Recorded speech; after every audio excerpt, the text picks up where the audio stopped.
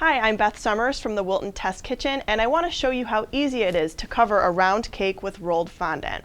I have my round cake all set up here, ready to go. It's on a 10-inch cake board, and I have an 8-inch round cake, so you want to put it on a base that's at least 2 inches larger than your cake. And as you can see, it's very level all the way around. That's the first thing you need to know, because then we can ice it very nice and level. So I have buttercream icing here at a thin consistency, which is the perfect consistency for icing a cake. And you're going to spread it onto the cake just like you would if you were just icing it normally, leaving it as a buttercream iced cake. You want to make sure that you get it as even as you can. It doesn't have to be perfect at this point, but as even as you can, because the more even it is, the more even your fondant will be over it. So I'm using my angled spatula here and making sure my top is nice and flat. And I have a normal coating of icing here, a normal amount. So if you prefer a 1/4 inch or 1/2 inch, that's what you should do. Okay, so that looks good because it's nice and flat. Now I'm just going to move to my sides. Once you have your cake iced, the next thing to do is measure the top and the sides, because that's how you're going to figure out how large of a piece of fondant you need to roll. Measure the height of the cake, multiply that by 2, and then add the diameter. My cake is just about 4.5 inches tall and 8 inches across. So that's how I know how big I need to get. Now, you're going to take your fondant out.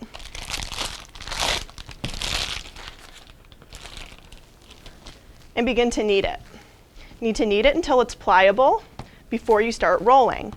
And the new Decorator Preferred fondant is much softer, so it actually goes very quickly. That's really all I need to do. I have my 20-inch roller,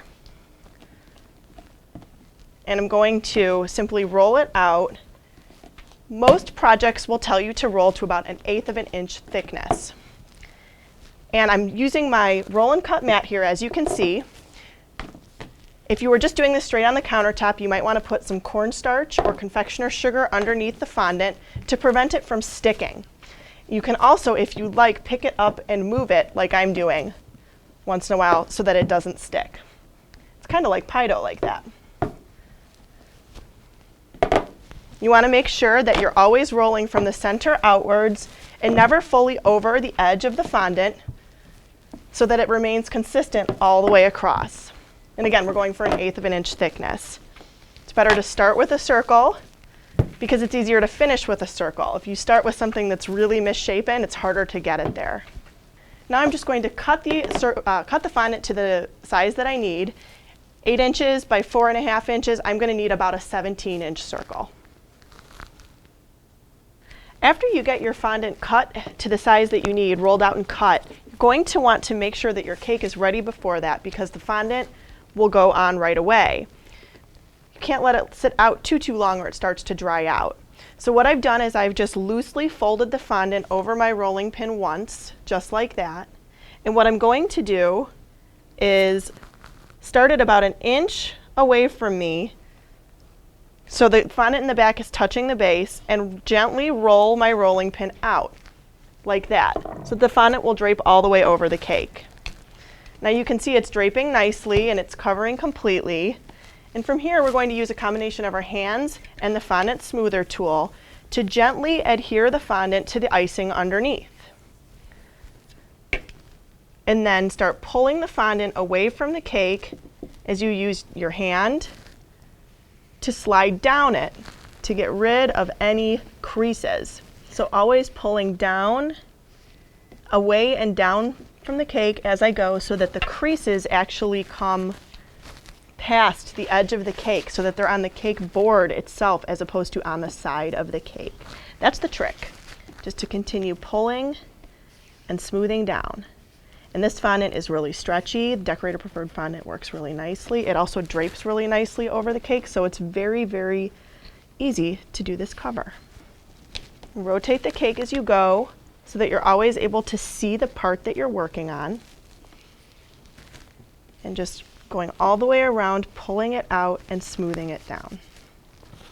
Don't worry if you have a few little lumps. We're going to go back with the smoother at the end after everything is adhered So I've gotten almost all the way around, and here a lot of people have problems. This is the tricky bit.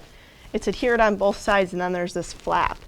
It's okay, just pull it out one more time. You're gonna loosen it a little bit on either side there from where it was attached, and just pull it again a little bit more so that all of that draping comes to the bottom of the cake and then over onto the cake board itself. See, there's a pleat here, but there's nothing here. So what now we want to do is take our smoother and go all along the top and the sides to get a nice clean finish. And you're going to go all the way to the cake board here to create a nice, tight, adhered fondant. If you get any bubbles in your fondant, you can use a pin to insert a pin at an angle very gently to release the air and then just smooth back over it. That'll happen once in a while. And then I'm going to use my fondant trimmer here to very carefully go around the cake. I have one little seam there, so I'm just going to go back and re-smooth it out, get rid of it.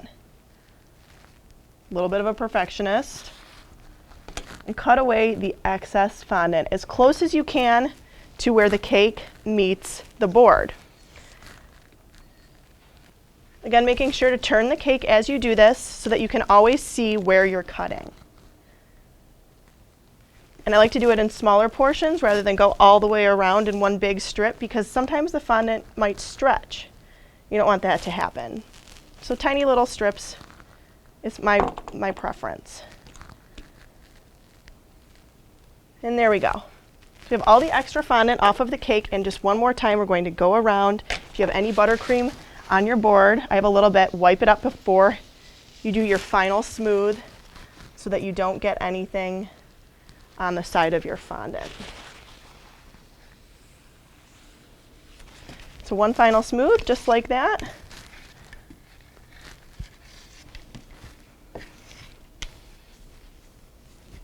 And there you go. That is how you cover a round cake with fondant.